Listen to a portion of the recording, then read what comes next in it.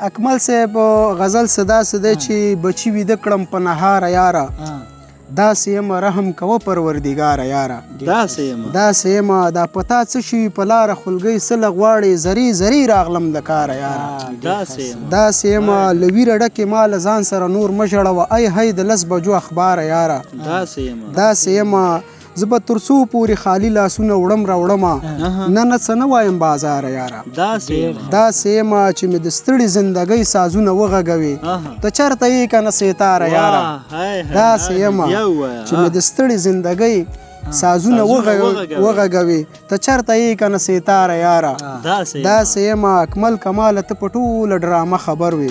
خو تا هېڅ نه ویل له ډاره یاره داسې یمه او څه بیتونه نور داسې دي چې یارانو به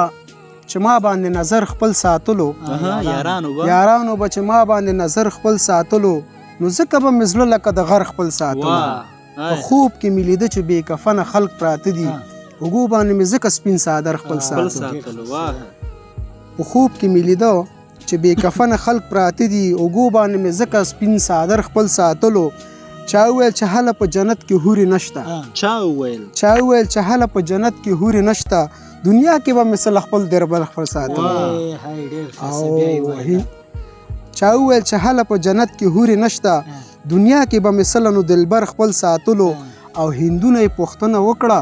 سخت شکر گزارو هندونه یې پوښتنه وکړه سخت شکر گزارو یقینا ځکه پوه خو دې مندر خپل ساتلو هندونه یې پوښتنه وکړه سخت شکر گزارو یقیني ځکه پوه خو دې مندر خپل ساتلو او په دا رنګ کې ماحول کې ژوندون ګران نه دی اکمله په دا رنګ ماحول کې ژوندون ګران نه دی اکمله کمال یې ځکه دا و دی به سر خپل ساتلو او څه بیتونه نور داسې دي چې ما شمارلی نه شوې اوښکې تر سهاره دومره وژړېدم زه درپسې یاره ما شمارلی نه شوې اوښکې تر سهاره دومره وژړېدم زه درپسې یاره بېوسي به درله زور درکړي خو هله بېوسي به درله زور درکړي خو هله چې ته هم راشې خالي جیب له بازاره بېوسي به درله زور درکړي خو هله چې ته هم راشي خالي جیب له بازاره د مور حق به هم ادا نه کړمه چیرې د مور حق به هم ادا نه کړمه چیرې ستا احسان به هم پوره نه کړمه پلاره د مور حق به هم ادا نه کړمه چیرې ستا احسان به هم پوره نه کړمه پلاره او یتیمان راته راپاتې یم بېوسه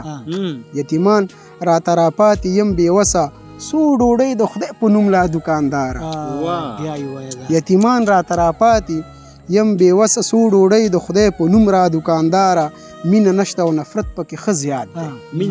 مینه نشته او نفرت پکې ښه زیات دی کماله زړه مې تور له دغې ښاره بل شعر داسې دی چې د چا خبرو پسې سله ګرځئ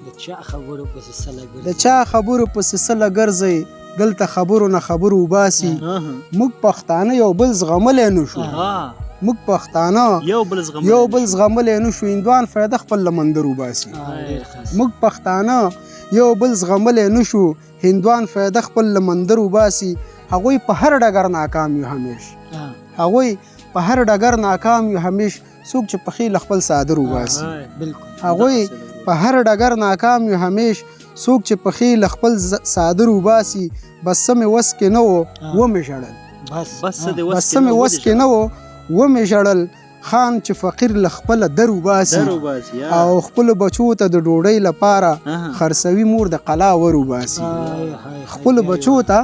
د ډوډۍ لپاره خرڅوي مور د قلا ور وباسي اکمله زه ګیله د چا نه وکړم زه ګیله له چا نه وکړم هلته مو لر دلته مو بر وباسي څه بیتونه نور داسې دي چې خوب کې وینم چې له مانه تښتېدې خوب کې وینم چې له مانه تښتېدې بلاګانې د رڼا نه تښتېدې خوب کې وینم چې له مانه تښتېدې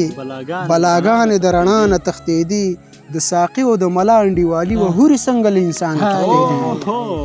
د ساقي او د ملا انډیوالي و هورې څنګه له انسانه تښتېدې د خپل سیوري سره دا رنګې لګیا وم ورته ومې ویل د چا نه تښتېدې د خپل سیوري سره دا رنګې لګیا وم